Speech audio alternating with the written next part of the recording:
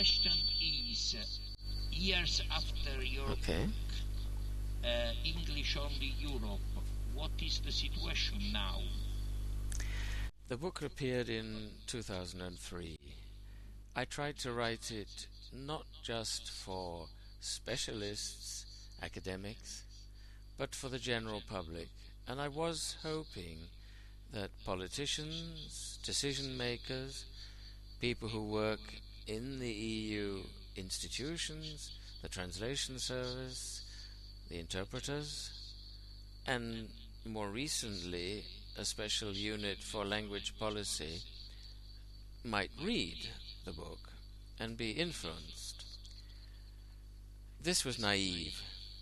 This was hoping that the interaction between people who study language policy, and I include in that Esperanto language idealists, can influence decision makers. I think if one is being cynical, one could say top people don't read books. And I'm afraid I have met people from the European Commission's unit, now a portfolio for multilingualism, who are working full-time on language policy. They've never heard of my book. So, to improve things it's possibly a question of a different type of lobbying in order to push things in a more constructive direction. Having said that, the latest policy statements on multilingual education are well informed, in fact. I mean, there's masses of good rhetoric about promoting diversity, ensuring that it isn't only English which is strengthened by EU activities, by what's happening in education in member states.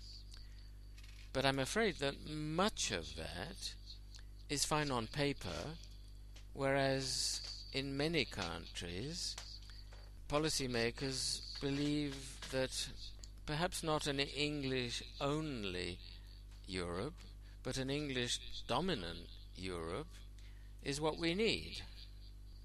So many European Union policies, like the Bologna process, the integration of higher education, and to some extent student exchanges, lingua programs, these are strengthening English and no other languages, and are therefore in conflict with what the European Union is otherwise recommending.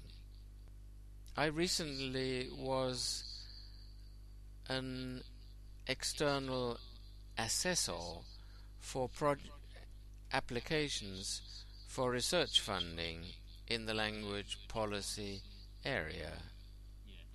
And there is now, in the framework program, the 7th, some money for language policy. It is very small. What they call socio-economic sciences and humanities gets very little compared with natural sciences or medicine or nanotechnology. But there is some there, and this is great. This means that some of the issues to do with lingua franca, diversity, they wish to have research in. And this will happen. There is money now for that. There's not enough. I am bound by strict regulations on confidentiality about what I can say. But, for instance, the regulations say you can submit applications for research funding in any of the official languages of the European Union.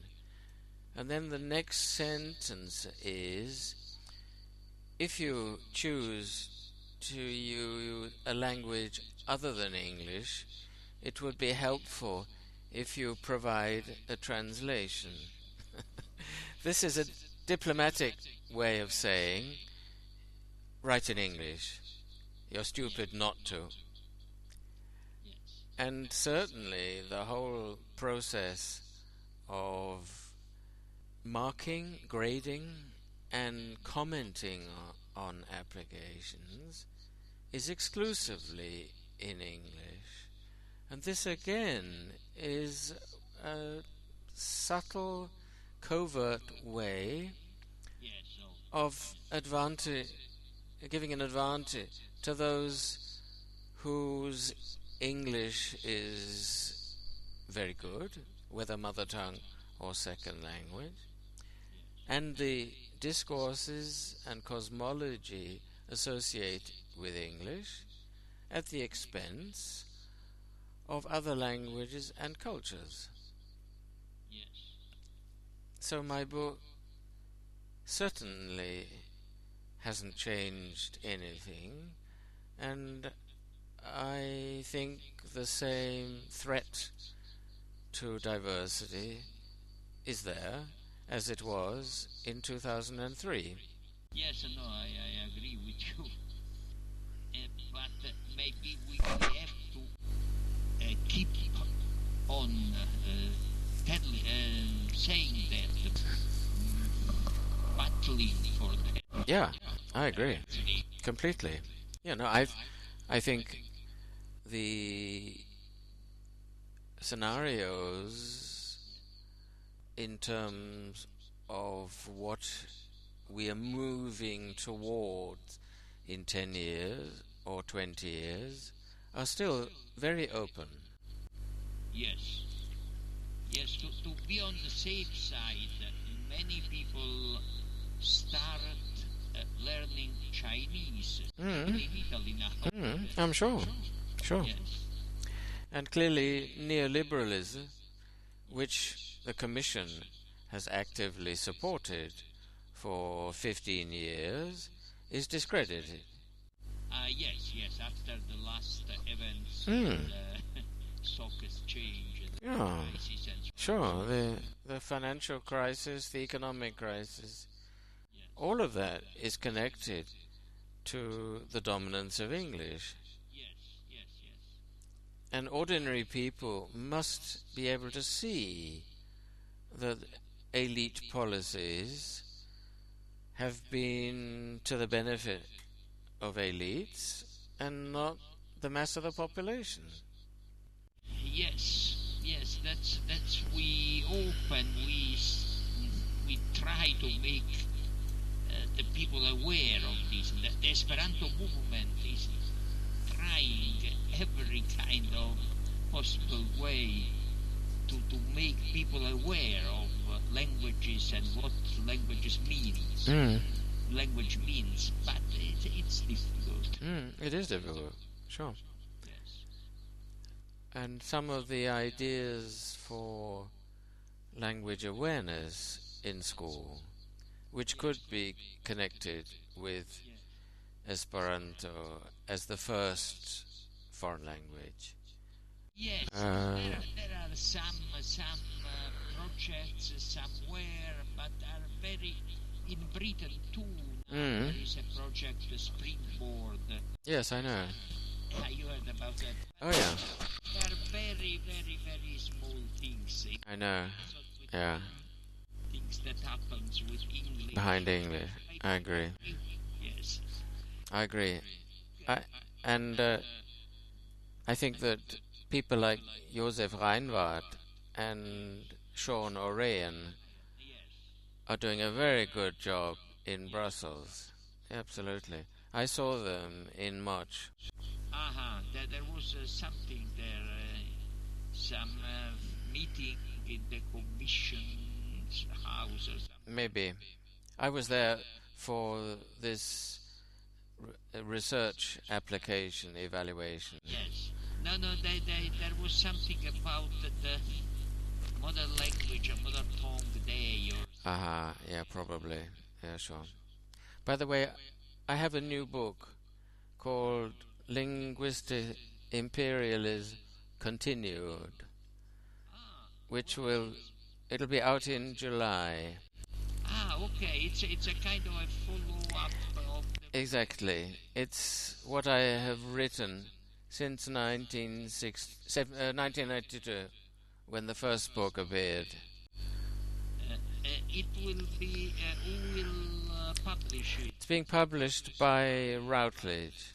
I can send you details on email. Will do. Okay, thank you. Okay. Thank you. So, Okay, fine. Stefano is... He's there. He's nodding. Yes, he's content with the registration. We'll ask him.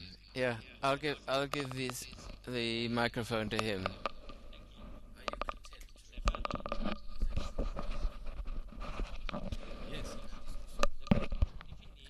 Yes, do mi pensas che estas tre bone? Yes? Oneto danku Robert kai Joshua Eduardo poste ni estos en contacto non tan semajnon. Yes. Do mi redonas al li la mikrofonon kaj li povas diri al vi dankon, aŭ vi povas diri al li. Do kaj ĝis poste.